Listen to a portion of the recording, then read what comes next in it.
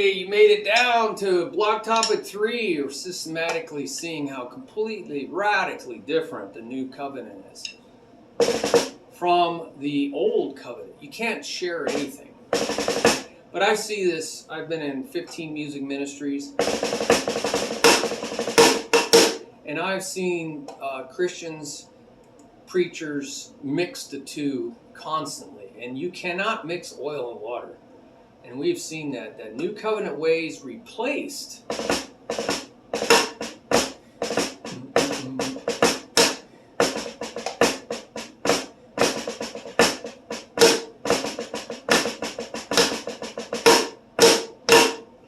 completely replaced and ended the old covenant ways. And yet I just hear so much about this. It's just so, you can't mix the two, and you'll see why this is so dangerous to mix the two. So that's where we're at, and I'm just titling this so you can find it better.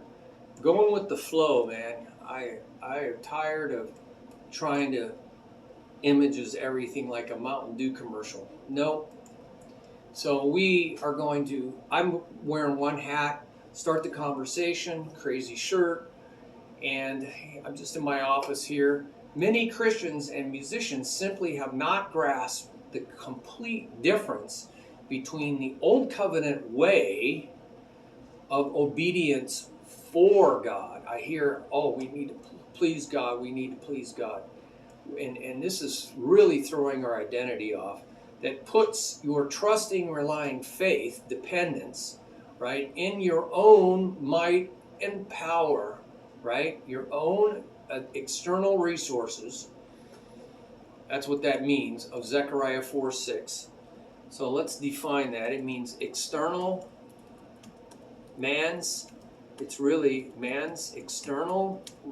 So you want to go to that page, external resources and internal abilities. That's what the Greek and Hebrew talks about there in Zechariah 4:6. We always hear this quoted. Not by might or power, but by my spirit, says Lord. But people don't even know what it means because they're quoting their English Bible. So Zechariah 4:6, and they don't understand the big difference. And the completely different in kind, new covenant living way that puts your trusting, relying faith, all right, in by the means of the Spirit, says Yahweh of hosts. That's what Zechariah 4:6 talks about. But if they do, right, I come across a few Christians that know the difference, but if they do, they often, right, haven't fully surrendered control to it, right? Many haven't fully surrendered control. They want to still have some of their might and power in there. They don't want to surrender this. However, I found in most cases that they simply haven't read or fully understand the Old Testament prophecies about the new everlasting covenant, replacing and ending, right, the old covenant law that is 97.4% of Scripture. The Old Testament Scripture. They just don't know this. They've never seen this. Nobody's ever explained it to them. Because only 600 prophecies remain. 450 about Christ. But others are there about Christ and his gospel logos message. Right? 600. And some key prophecies are, for instance, and I give you a whole list of these, but we saw Jeremiah 31:31 through 34. That was key. And so you want to also look at a blog here that will go into this in much more detail. Right? So let's talk about some of these, okay? So I listed them all there. You can go look them up. So you want to follow this link. Now, you'll notice that all of these verses are vital, right? To understand, it's vital to understand. Because, as we've seen in the last blog, the new is superior to the old, worn out, decayed, rag-like, withered, and lifeless, right? That's the definition. That is the definition of old. It's not just old in time. We saw that. It's old in kind. Because the new is, quote, a more useful, serviceable, helpful, better covenant. Cretan. It's the word Cretan. It is Cretan, more useful, serviceable, helpful, better covenant. Why? Because it is enacted on a more useful, serviceable, helpful, better promises. You see? Just keeps you, it's so much better. Right? Wow. So you can see why. And for, quote, for if that first covenant, right, the old covenant, had been not faulted, but it was. That's the problem. Blameworthy, but it was. Rejectable, but it was. Condemnable, let's get it right, but it was. There would have been no occasion to look for a second covenant. That's what Hebrews says. Also, in speaking of a new covenant, he already has made, with ongoing results, the first one obsolete. Key word, right? Paleo. It's not just old, dated, or ancient in time, but also worn out. Right? Just worn out from use. Worn out. Worse for wear. And thus obsolete. So it translates it obsolete. And moreover is presently and routinely being made obsolete. There it is, again. And coupled presently and routinely, uses a different Greek word, darasko, failing from age into obsolescence. And now uses another Greek word, aphanismos, meaning ready or near to disappear or vanish. This is not good. And yet people are going back to these obsolete things, these worn out things, and that are disappeared and vanished. Like 2,000 years ago. I question why so many Christians want anything to do with any of the Old Covenant, which is 97.4% of the Old Testament. Yeah, we saw that. That was a link that I gave to you earlier. All right, so you got to go out to the page that I give you. Paul said in Romans 10:4, Christ is the end, right? Teleos, where we get telescope, terminating endpoint, conclusion. It's the end, right, of the law. Whoa, yes, for righteousness, because the law was all about being right with God to everyone who has trusting, relying faith. But law is used synonymously for Old Covenant, right? The law is the Old Covenant, but this doesn't just mean the first 5 books of the Old Testament, but it is the essence of all Old Testament scripture. We said this probably in the first blog. Just as Jesus and other New Testament writers and all Jews today view graphe scripture as, right, they view this all as graphe scripture, as the law or Torah, right, namas, instruction of God, given through commandments expressed in ordinances, regulations, and precepts. There's verse references for all this. Right? They view all this. Jesus, other New Testament writers, all Jews today review all the scripture. That's the Old Testament scripture. That's what it is. Graphe means. As law. Right? Christ fulfilled and completed the law and the prophets. The very reason he came. Jesus said this in Matthew 5:17. The very reason the earliest Jewish church records, right, you can go back and look at this, show that they discarded use of the Old Testament entirely, except for singing and playing psalms, because psalms means instrumental accompanied music, and using prophetic verses to help convert Jews. That's called catechism, and keep Jewish Christians from lapsing back into Judaism. And there's verse references for this. And there's also entire blogs on this that I've done a lot of homework. So if you don't believe me, you can go look at the homework. Hundreds of hours.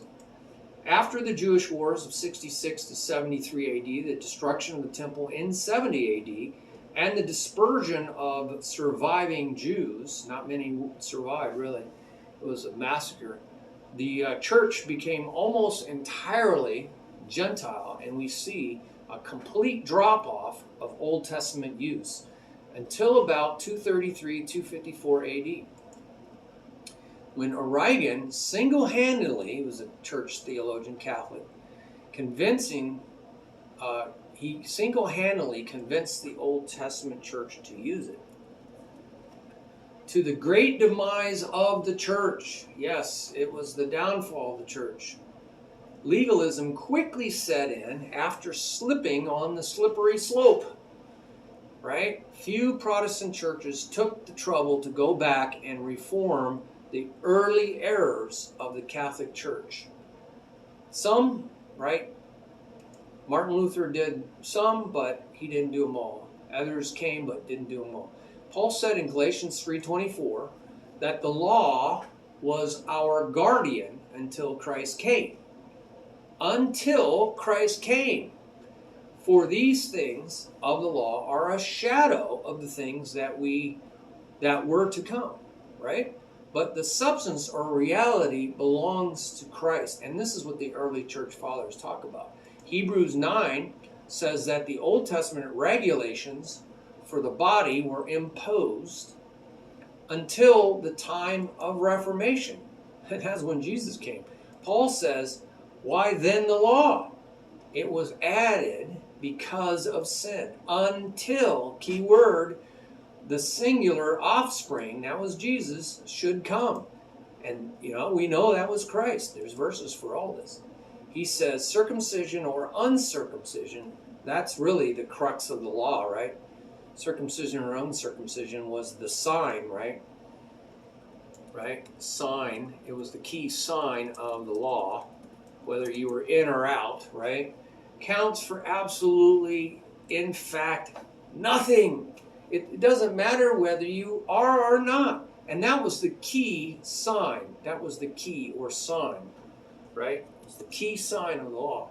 And there's so many more verses, right? See, I put them down here.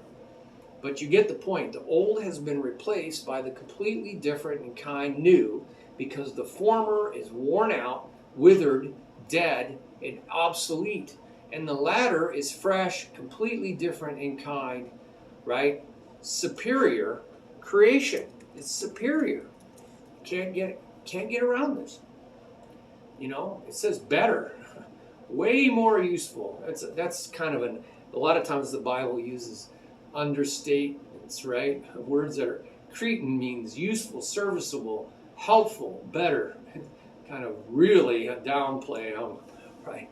It's like good news? No, it's like great news. It's completely different news than the Old Testament. So my reflection as Christians or musicians, do we want to perpetuate ignorance, right, of the radical change of covenants and try to drag anything from the old, shadowy, worn out, decayed, brag-light, withered, right? Withered, lifeless, obsolete, nullified, and ended. It's all these words. Into, right? That was the old one. Into the completely different in kind and superior new covenant. Like the Catholic Church did? Do we want to perpetuate this? Helping create the great wall that is quenching the Holy Spirit in the church? Right? Do we want to keep doing this? We need to and yet I have argued with pastors that have never done this homework. All right? So they don't even know what Paul was fighting for.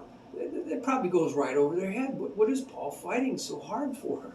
Lord, give us the courage to understand the radical difference between the two covenants so that we will never, ever try to mix them. Forgive us for tainting the pure, white, perfect new covenant, right, that you shed your blood for. Right, it's pure. Why do we keep trying to taint it? Why are we trying to mix the new wine, putting it in old wineskins? Fasting. Oh my goodness. We talked about that in the previous, right? We talked about that in the previous one. So you want to watch these in order, right? Well, look forward to your input on this. What the Lord has shown you. I'll tell you, this is a paradigm shift. When you have a paradigm shift, it's like going from one world into a completely different world, right? That's the whole point. It's going from something that's really bad news, horribly, to good news. And I think a lot of our discouragement, sadness, and confusion, it really comes from confusion. The Satan is keeping us confused. He doesn't want you to know the great news. He wants to keep you trying to mix in some of the bad news. So you think, you're stinking thinking, man. Zig Ziglar said, stinking thinking, man. And that stinking thinking comes from the old covenant, which is 97.4% of the Old Testament. It's a veritable landmine. There's so many landmines. They'll blow you to bits. You step on one of those. They'll blow you to bits. And yet, they're all through the Old Testament. It's very dangerous. Paul said in 2 Corinthians 3, it actually hardens your heart. Right? Reading the Old Covenant, reading Moses will harden your heart. It will keep you blinded by a veil that will keep you from seeing the glory of the Lord. The glory of the Lord is in Jesus, not Moses. And all his laws, all his ways to be right with God, it's pervasive all through the Old Testament. These people were under the law of God. So all their thinking, unless they were prophets speaking about the new covenant coming, their thinking is old. It's worn out, man. It is totally worn out. It's useless. It's obsolete. And yet you're reading about it, and you're going to quote it, and you're going to try to apply it to your life. Oh my gosh! It's going to blow you to bits, man. So, God help us, all right? Let's look at the next blog, okay? Bye-bye.